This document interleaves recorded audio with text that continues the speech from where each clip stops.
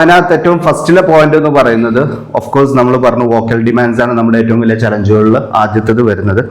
അപ്പോൾ അതിൽ vocal hygiene ആണ് ഒന്ന് നമുക്കതിനകത്ത് സൊല്യൂഷനായിട്ട് കണ്ടെത്താൻ പറ്റുന്നത്. അപ്പോൾ അതിനകത്ത് എന്തൊക്കെ ചെയ്യാൻ പറ്റും എന്നുള്ളതാണ്. നിങ്ങൾക്ക് എന്തെങ്കിലും നിർദ്ദേശങ്ങൾ ഉണ്ടെങ്കിൽ പറയാം. ഒരു വോക്കൽ ഹൈജീന് വേണ്ടിയിട്ട് പ്രത്യേകിച്ച് സ്പീച്ച് തെറാപ്പിസ്റ്റ് 2 പേരുണ്ട്. ആതിര ഒന്ന് പറയോ? മൈക്കൊന്ന് മൈക്കില്ലേ കുഴപ്പമില്ല, പറഞ്ഞാൽ മതി. വോക്കൽ ഹൈജീൻ ടിപ്സ് എന്ന് പറയുമ്പോൾ കുറച്ച് കണ്ടിന്യൂസ് സംസാരിക്കുമ്പോൾ ഇടയിലിടയിൽ ബ്രേക്ക് എടുക്കുക കുറച്ചു നേരം. Okay, very good. അതായത് ഒരു 30 മിനിറ്റ് സംസാരിക്കുമ്പോൾ ഒരു 10 മിനിറ്റ് ബ്രേക്ക് എടുക്കുക. ഒരു 30-10 എന്ന് പറഞ്ഞിട്ട് റൂൾ ഉണ്ട് ഇതിൽ. 5 മിനിറ്റ്സ് പിന്നെ നമ്മൾ പാരന്റ്സ് ഇന്ററാക്ഷൻ ആണ്. സോ ഒരു വോയിസ് ബ്രേക്ക് എടുക്കുക എന്നുള്ളത് ഇസ് ഗുഡ്. പിന്നെ വെള്ളം കുടിക്കുക എന്നുള്ളത്. ഹൈഡ്രേഷൻ ആണ് ഇതിൽ ഏറ്റവും വലിയൊരു പാരാമീറ്റർ ആയിട്ട് പറയുന്നത്. നമുക്ക് ഡീറ്റെയിൽ ആയിട്ട് സംസാരിക്കാം. പിന്നെ അധികം സൗണ്ട് റേസ് ചെയ്യാതെ മാക്സിമം അത് അവോയ്ഡ് ചെയ്യാൻ നോക്കുക. അതെ, മാക്സിമം സൗണ്ട്സ് റേസ് ചെയ്യാതെ നമ്മളത് മെയിൻറ്റെയിൻ ചെയ്യാന്നുള്ളത്. വേറെ എന്തെങ്കിലും ഫൈസൽ സാറിന് എന്തെങ്കിലും സജഷൻ ഉണ്ടോ?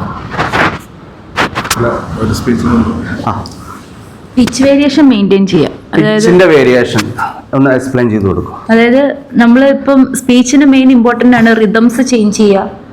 അതായത് പോസ് കൊടുക്കേണ്ടടുത്ത് പോസ് കൊടുക്കുക, നീട്ടേണ്ടടുത്ത് നീട്ടുക, കുറച്ച് സ്ട്രെസ് കൊടുക്കേണ്ടടുത്ത് സ്ട്രെസ് കൊടുക്കുക. പക്ഷെ അത് നമുക്കൊരു ഇമ്പോർട്ടൻറ്റ് ഫാക്റ്റ് ആണ്. പക്ഷെ അത് നമ്മുടെ സൗണ്ടിനെ ഹാം ചെയ്യും. Okay, nice. വേറെ ആർക്കെങ്കിലും എന്തെങ്കിലും ആഡ് ഓൺ ചെയ്യാനുണ്ടോ? ഓക്കെ, നമ്മളിതിൽ ഞാൻ തുടക്കത്തിൽ പറഞ്ഞു, നമ്മളിത് റീക്യാപ്പ് ചെയ്യാണ്. നിങ്ങളൊക്കെ ഇത് പഠിച്ചതാണ്, പഠിപ്പിക്കുന്നതാണ്, കുട്ടികൾക്ക് പറഞ്ഞു കൊടുക്കുന്നതാണ്, പാരൻസിന് പറഞ്ഞു കൊടുക്കുന്നതാണ്. അപ്പോൾ ഇതിൽ ഏറ്റവും ഫസ്റ്റിലുള്ളത് ഹൈഡ്രേഷൻ തന്നെയാണ്. ഡീഹൈഡ്രേഷൻ വളരെ പ്രശ്നമുള്ള പ്രശ്നമാണ്. സോ ഹൈഡ്രേറ്റ് ചെയ്യുക എന്നുള്ളതാണ്. അപ്പോൾ അതിനവർ സജസ്റ്റ് ചെയ്യുന്നത് ഒരു ദിവസം 8 മുതൽ 10 വരെ ഗ്ലാസ് വെള്ളം കുടിക്കുക എന്നുള്ളതാണ്. ഒരു 10 ഗ്ലാസ് വെള്ളം നമ്മളെ സംബന്ധിച്ച് വളരെ ഈസിയാണ്. ഓരോ സെഷൻ്റെ ഇടയിൽ എന്ത് ചെയ്താൽ മതി? ഓരോ ഗ്ലാസ് വെള്ളം കുടിച്ചാൽ മതി. നിങ്ങളുടെയൊക്കെ ടാബ്ലിൽ ബോട്ടിലുണ്ടല്ലോ അല്ലേ? നിങ്ങൾ ചിലർ ചൂടുവെള്ളം കരുതി വെക്കുന്നുണ്ടാവും, ചിലർ പച്ചവെള്ളം കരുതി വെക്കുന്നുണ്ടാവും. എന്തോ ആയിക്കോട്ടെ, ഒരു സെഷൻ്റെ ഇടയിൽ ഒരു ഗ്ലാസ് വെള്ളം കുടിക്കുന്നു എന്ന് നമ്മളെല്ലാവരും ഇനി മുതൽ സ്പെഷ്യലി തെറാപ്പിസ്റ്റുകൾ എൻഷുർ ചെയ്യണം. ഇവിടെ അത് പ്രത്യേകം പറയാനുള്ള ഒരു കാര്യം, വയനാട് പോലുള്ള ഒരു ക്ലൈമറ്റിൽ നിങ്ങൾ ജീവിക്കാത്തതുകൊണ്ട് പലരും പുറത്തുനിന്ന് വന്നവരാണ്. നിങ്ങൾ ഡീഹൈഡ്രേറ്റ് ആവുന്ന അറിയുന്നില്ല. അപ്പോൾ അതുകൊണ്ട് എന്ത് ചെയ്യും? നമുക്ക് ഒരിക്കലും ഇത് പെട്ടെന്ന് മനസ്സിലാവില്ല. പിന്നീട് എന്തെങ്കിലും യൂറിനറി ഇഷ്യൂസോ ഇൻഫെക്ഷനൊക്കെ വരുമ്പോഴൊക്കെയാണ് പലപ്പോഴും ഇത് തിരിച്ചറിയുന്നത്. സോ നിങ്ങളുടെ ഓരോ സെഷൻ്റെ ഇടയിലും നിങ്ങൾ ഓരോ ഗ്ലാസ് വെള്ളം കുടിച്ചു എന്ന് ഉറപ്പുവരുത്തണം. ആൻഡ് ആ ഗ്ലാസ് വെള്ളം ഒന്നിച്ച് കുടിക്കണ്ട. ഒരു 10 മിനിറ്റ് ഗ്യാപ്പ് ഇട്ടിട്ട് 15 മിനിറ്റ് ഗ്യാപ്പ് ഇട്ടിട്ട് 3 തവണയായിട്ട് ഒരു ഗ്ലാസ് വെള്ളം കുടിച്ചാൽ മതി. സോ നിങ്ങൾക്ക് എന്ത് ചെയ്യാൻ പറ്റും? എനഫ് ഹൈഡ്രേഷൻ എൻഷുർ ചെയ്യാൻ പറ്റും.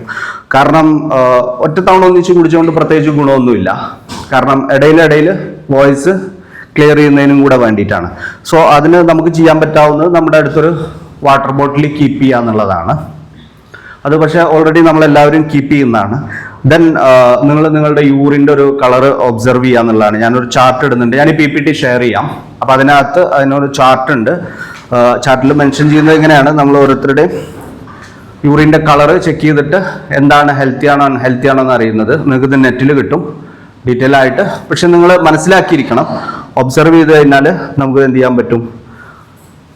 ഇത് മാത്രമേ നമ്മളുടെ ഹൈഡ്രേഷൻ്റെ ലെവൽ അറിയാനുള്ള പ്രാഥമികവും എളുപ്പവുമായിട്ടുള്ള നമ്മുടെ മുമ്പിലുള്ള ഒരു സൊല്യൂഷൻ. ദെൻ മറ്റൊന്ന് പറയുന്നത് കോഫി അല്ലെങ്കിൽ കഫീൻ സംഭവങ്ങൾ ഒഴിവാക്കുക, ആൽക്കഹോൾ ഒഴിവാക്കുക. കാരണം ചില പ്രൊഫഷനുകളിൽ എന്ത് ചെയ്യുന്നു, ചില കാര്യങ്ങൾ ഡിമാൻഡ് ചെയ്യുന്നുണ്ടാവും. അതിൽ പെട്ടൊരു കാര്യമാണ് ആൽക്കഹോൾ ഒഴിവാക്കുക. ആൻഡ് സ്പൈസി ഫുഡ്സ്, എക്സസീവ് ആയിട്ടുള്ള സ്പൈസി ആയിട്ടുള്ള ഫുഡുകൾ കഴിക്കാതിരിക്കുക എന്നുള്ളത്. ഈ സ്പൈസി ഫുഡ് കഴിക്കുമ്പോൾ ഒരു പ്രശ്നം എന്താ വെച്ച് കഴിഞ്ഞാൽ നമ്മുടെ വയറിനകത്ത് ആസിഡ് റിഫ്ലക്സ് വരും. ആസിഡ് റിഫ്ലക്സ് വരുന്ന സമയത്ത് ആസിഡ് പ്രോബ്ലം എന്ന് പറയില്ല, നമ്മുടെ അസിഡിറ്റിക് പ്രോബ്ലംസ് വരും. അത് നമ്മുടെ തൊണ്ടയിൽ വന്ന് നിൽക്കുന്നതായിരിക്കും. അത് ഭയങ്കര ഇറിറ്റേഷൻ ക്രിയേറ്റ് ചെയ്യും. സോ ഭക്ഷണം കഴിച്ച ഉടനെ തന്നെ ഉറങ്ങുകയാണെന്നുണ്ടെങ്കിൽ ഓഫ് കോഴ്സ് ഈ ആസിഡ് റിഫ്ലക്സിൻ്റെ ഒരു പ്രോബ്ലം വരാനുള്ള സാധ്യത ഉണ്ട്. സോ നിങ്ങൾക്ക് തൊണ്ടവേദന അല്ലെങ്കിൽ പെട്ടെന്ന് ഫെഡപ്പ് ഒക്കെ ആവുന്നുണ്ടെന്നുണ്ടെങ്കിൽ of course consult with an ENT. ഒരു പ്രിവെൻഷൻ എന്നുള്ള മെത്തേഡിൽ, ഒരു മുൻകരുതൽ എന്നുള്ള മെത്തേഡിൽ എന്ത് ചെയ്യാം? ഒരു പ്രിവെൻറ്റീവ് ആയിട്ട് ഒരു ENT സ്പെഷ്യലിസ്റ്റിനെ കാണാം. നിങ്ങളുടെ വോക്കലിൻ്റെ സ്റ്റാറ്റസ് എന്ത് ചെയ്യാൻ പറ്റും? പുള്ളിക്ക് കൃത്യമായിട്ട് പറഞ്ഞുതരാൻ പറ്റും. എന്തെങ്കിലും കാര്യങ്ങളുണ്ടോ, ചലഞ്ച് ഉണ്ടോ? ബിക്കോസ് നിങ്ങൾ 3 years 5 years ഒക്കെ ആയിട്ട് ഒരേ ഫീൽഡിൽ നിൽക്കുന്നവരാണ്. അപ്പോൾ അത് ചെയ്യുന്നത് നല്ലൊരു ഓപ്ഷനാണ് വോക്കൽ ഹൈജീൻ മെയിൻറ്റെയിൻ ചെയ്യാൻ വേണ്ടിയിട്ട്. Then smoking and second hand smoking, passive smoking. ഇത് രണ്ടും അവോയ്ഡ് ചെയ്യുക എന്നുള്ളതാണ്. Then very hot and cold എയറുകളിൽ നിൽക്കാതിരിക്കുക എന്നുള്ളത്. ഇപ്പം നമ്മൾ തുടർച്ചയായിട്ട് തണുപ്പുള്ള കാലാവസ്ഥയിൽ വല്ലാതെ കാറ്റടിക്കുന്നൊക്കെ ഉണ്ടെങ്കിൽ അത് നമ്മൾ എന്ത് ചെയ്യും, വല്ലാതെ എഫക്റ്റ് ചെയ്യും. അതുപോലെ റൂമിനകത്ത് AC തണുപ്പിലാണ് സ്ഥിരമായിട്ട് ഉറങ്ങുന്നതെങ്കിൽ അതൊക്കെ ഒരു ഹ്യൂമിഡിഫയറൊക്കെ വെച്ചിട്ട് എന്ത് ചെയ്യുക, മാനേജ് ചെയ്തിട്ട് പ്രോപ്പറായിട്ടുള്ള ഒരു ഹോട്ട് എയർ വെതർ കണ്ടീഷനിലാണ് നമ്മൾ ട്രാവൽ ചെയ്യുന്നത് അല്ലെങ്കിൽ നിൽക്കുന്നത് എന്ന് എന്ത് ചെയ്യാം, നമുക്ക് ഉറപ്പുവരുത്താൻ പറ്റും. സോ ദെൻ അതിൽ പറഞ്ഞ പോയിന്റ് ഉണ്ട് ഇതിൽ, ഷൗട്ടിങ് ആൻഡ് യെല്ലിങ്. അത് പരമാവധി ഒഴിവാക്കാൻ നോക്കുക എന്നുള്ളതാണ്. കാരണം നമ്മുടെ വോയിസ് സേവ് ചെയ്യുക എന്നുള്ളത്. ദെൻ ഹാർഷായിട്ട് ത്രോട്ട് നമ്മൾ ക്ലീൻ ചെയ്യും. അത് ഭയങ്കര ചലഞ്ചിങ് ആയിട്ടുള്ള ഒരു ഹാർഷായിട്ട് ചെയ്യുന്നത് ഭയങ്കര ചലഞ്ചിങ് ആയിട്ടുള്ള ഒരു പ്രോബ്ലമാണ്. പ്രത്യേകിച്ച് നമ്മൾ ഡേ ടു ഡേ ലൈഫിലാണെങ്കിൽ കൂടെ, ഇനിയിപ്പോൾ തെറാപ്പിയിലല്ലാതെ ഏത് സമയത്തും അത് ഉപയോഗിക്കാതിരിക്കുക എന്നുള്ളത്. ദെൻ വിസ്ഫറിങ് അവോയ്ഡ് ചെയ്യുക എന്നുള്ളത്. ദെൻ കൃത്യമായ ബ്രേക്കുകൾ എടുക്കുക, നമ്മളത് പറഞ്ഞു 30-10 റൂളിൽ ബേസ് ചെയ്തുകൊണ്ട് എടുക്കുക എന്നുള്ളത്. ദെൻ പിച്ച് ആൻഡ് ലൗഡ്നെസ് നമ്മൾ എന്ത് ചെയ്യുക, നാച്ചുറൽ ആണെന്നുള്ളതും കംഫർട്ടബിൾ ആണെന്നുള്ളതും നമ്മൾ എൻഷുർ ചെയ്യണം. കാരണം കുട്ടികളോട് ശബ്ദം ഇടുമ്പോൾ വൈകുന്നേരം ആകുമ്പോഴേക്ക് ഫെഡപ്പ് ആവാതിരിക്കാൻ വേണ്ടിയിട്ടുള്ള, അതുപോലെ എന്ത് ചെയ്യാം, നമ്മളൊരു ബ്രീത്തിങ് എക്സസൈസ് എന്തെങ്കിലും ഒന്ന് പ്രാക്ടീസ് ചെയ്യുക എന്നുള്ളതാണ്. ഒരു 4-7-8 എന്ന് പറഞ്ഞിട്ടൊരു ബ്രീത്തിങ് ഉണ്ട്. കണ്ടമാനം breathing എക്സസൈസുകളുണ്ട്.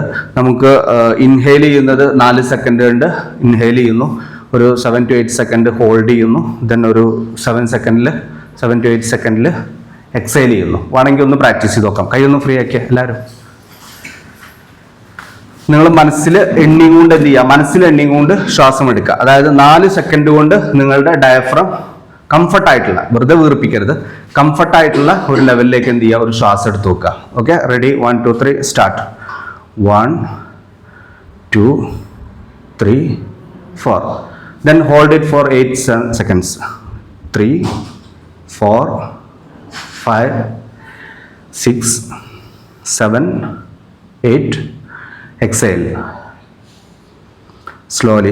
3 4 5 6.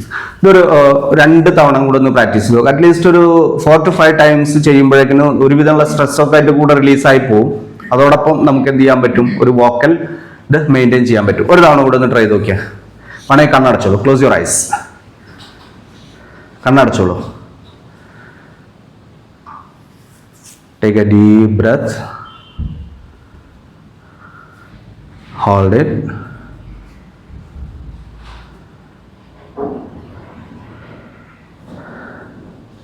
exhale slowly.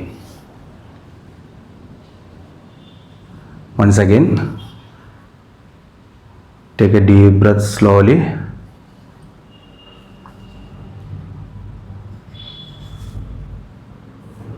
hold,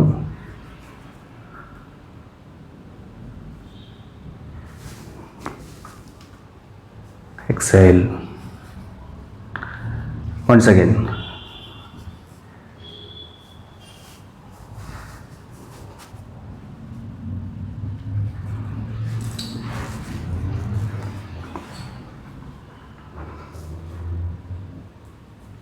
okay, കൈ ഒന്ന് പതുക്കെ ഒന്ന് റബ്ബ് ചെയ്തിട്ടൊന്ന് കണ്ണിൽ വെച്ചോളൂ. ചൂട് പിടിച്ചാൽ you will feel better. So ഇതൊരു 3 to 5 ടൈംസ് റിപ്പീറ്റ് ചെയ്യുമ്പോൾ തന്നെ എന്ത് ചെയ്യും, നമ്മുടെ സ്ട്രെസ്സൊക്കെ പോയിട്ട് റിലീഫായിട്ട് എന്ത് ചെയ്യും, ഒരു കാമായിട്ടുള്ള ഒരു സിറ്റുവേഷനിലേക്ക് വരും. സോ ഓട്ടോമാറ്റിക്കലി അതിൻ്റെ കൂടെ വരും. സോ ഇതുപോലെ തന്നെ ഏറ്റവും പ്രധാനപ്പെട്ട ഒരു കാര്യമാണ് ഇതിൽ നമ്മുടെ വോക്കൽ ഹൈജീനിലെ പ്രധാനപ്പെട്ട ഒരു കാര്യമാണ് റെസ്റ്റ് ആൻഡ് റിക്കവറി എന്നുള്ളത്. റിക്കവർ ചെയ്യാനുള്ള സമയം കൊടുക്കുക, അതുപോലെ തന്നെ റെസ്റ്റ് എടുക്കുക എന്നുള്ളത്. നമ്മൾ വോക്കൽ നാപ്സ് എന്ന് പറയും. അപ്പോൾ സാധാരണ നാപ്സ് എന്ന് പറഞ്ഞു കഴിഞ്ഞാൽ നമ്മൾ ഉച്ചക്കൊക്കെ ചെറുതായിട്ടൊന്ന് മയങ്ങുന്നതിനാണ്, ഒരു 3 to 5 മിനിറ്റ്സ് ഒക്കെ മയങ്ങുന്നതിനാണ് യൂഷ്വലി നാപ്സ് എന്ന് പറയുന്നത്. സോ വോക്കൽ നാപ്പ് നമ്മളൊരു 3 to 5 മിനിറ്റ്സ് ബോധപൂർവം മിണ്ടാതെ മൈൻഡ്ഫുള്ളായിട്ടിരിക്കുന്നു. മിണ്ടാതെ റീൽസ് നോക്കിയിരുന്നിട്ട് പ്രത്യേകിച്ച് ഗുണമൊന്നും ഉണ്ടാവില്ല. പക്ഷെ നമ്മൾ മൈൻഡ്ഫുള്ളായിട്ട് പ്രസൻസ് ഓഫ് മൈൻഡിൽ എന്ത് ചെയ്യുന്നു, നമ്മളൊരു 3 to 5 മിനിറ്റ്സ് കിട്ടുന്ന സമയങ്ങളിലൊക്കെ വോക്കൽ നാപ്സ് എന്നാണ് അതിന് പറയാം. എന്ത് ചെയ്യുക, പ്രാക്ടീസ് ചെയ്ത് നോക്കുക. ഇനിയിപ്പോൾ 5 മിനിറ്റ് കിട്ടൂല, ഒരു പാരന്റ് കുട്ടി ഇറങ്ങിപ്പോയി അടുത്ത പാരന്റ് കയറി വരുന്നതിൻ്റെ ഇടയിൽ 2 മിനിറ്റ് ഉള്ളൂന്നുണ്ടെങ്കിൽ ആ ഉള്ള 2 മിനിറ്റ് എന്ത് ചെയ്താൽ മതി, കോൺഷ്യസ് ആയിരിക്കണം. എന്ത്, നമ്മളോട് തന്നെ സെൽഫ് ടോക്ക് ചെയ്യുക. എന്ത്, I am taking a break. വേണമെങ്കിൽ എന്ത് ചെയ്യാം, ആ സമയത്ത് ഈ ബ്രീത്തിങ്ങും കൂടെ പ്രാക്ടീസ് ചെയ്ത് കഴിഞ്ഞാൽ ബെസ്റ്റ് ആയിരിക്കും. സോ ഇത് എല്ലാ ദിവസവും ചുരുങ്ങിയത് ഒരു 4-5 തവണയൊക്കെ ഇടവേളകളിൽ ചെയ്യാൻ പറ്റുകയാണെന്നുണ്ടെങ്കിൽ നമ്മൾ എന്ത് ചെയ്യും, ഈസി ആയിട്ട് നമുക്ക് നമ്മുടെ വോയിസിനെയും വോക്കലിനെയും പ്രൊട്ടക്റ്റ് ചെയ്യാൻ പറ്റും. ദെൻ ഇൻഹെയിൽ ചെയ്യാന്നുള്ളത് സ്റ്റീമിങ്. നമ്മൾ വെള്ളം തിളപ്പിച്ചിട്ട് ഒരു നിശ്ചിത അകലത്തിൽ നമ്മൾ ഇൻഹെയിൽ ചെയ്യുമല്ലോ, ഒന്നും ഇടാതെ.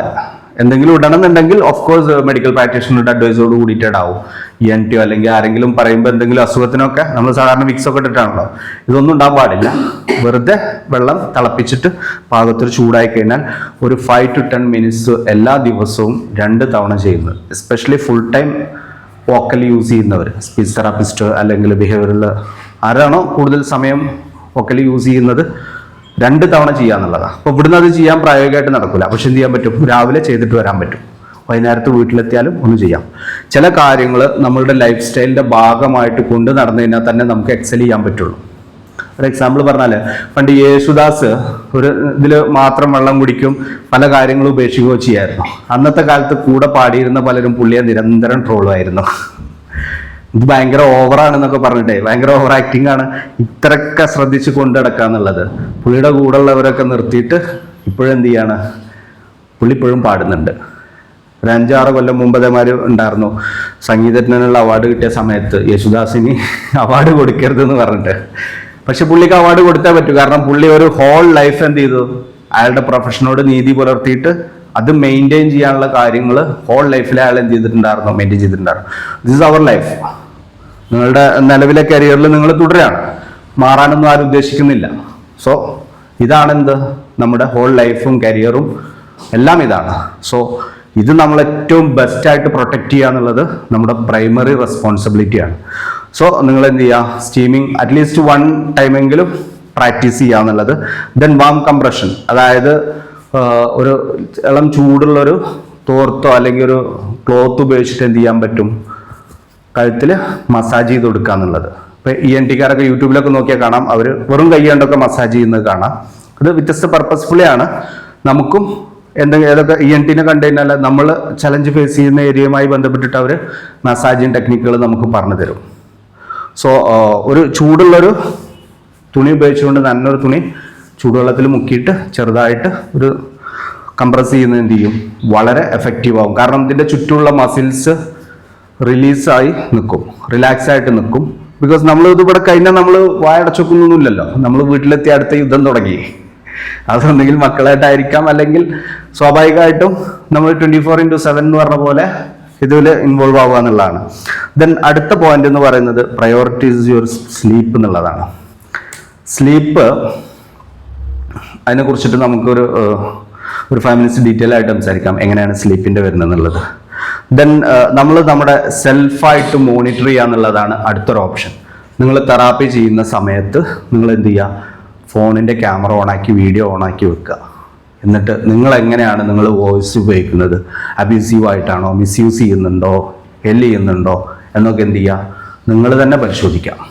സെൽഫ് മോണിറ്റർ, വേറെ ആളുടെയും ഇതില്ലാതെ നമുക്ക് എന്ത് ചെയ്യാൻ പറ്റും.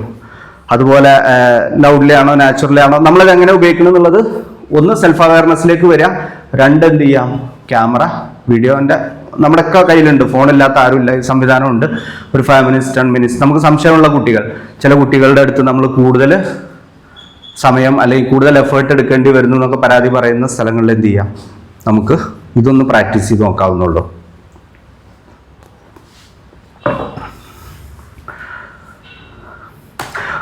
വോക്കൽ ഹാബിറ്റ് മാറ്റാൻ നമുക്കത് ഉപയോഗപ്പെടുത്താമെന്നുള്ളതാണ്.